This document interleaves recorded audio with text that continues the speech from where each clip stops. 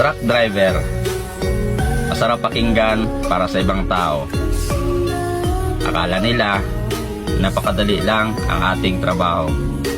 Ang hindi nila alam, napakalaki ang nakaatang sa ating responsibilidad dahil sa bawat biyahe, nandyan na yung pag-iingat sa mga pangarga at sa unit natin. At isa pa, napababayaan na natin minsan ang ating pamilya.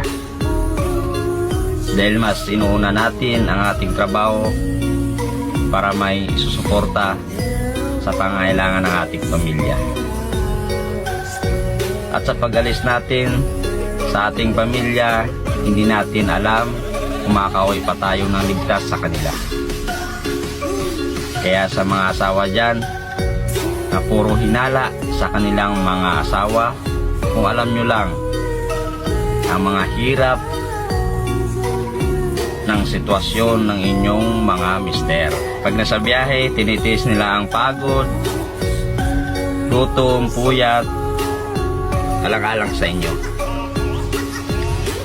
Kaya kung pag-iinalaan nyo lang naman, mas mabuti pang ipagdarasal nyo na lang na ligtas sa araw-araw na biyahe ang inyong mga asawa. Kaya saludo ako sa mga kapwa kong truck driver na kailangan lumayo sa kanilang pamilya para magtrabaho, para mawatustusan ang mga pangangailangan ng kanilang pamilya. Proud ako bilang isang biyahero dahil ranas ko rin yung mga ganyang sitwasyon.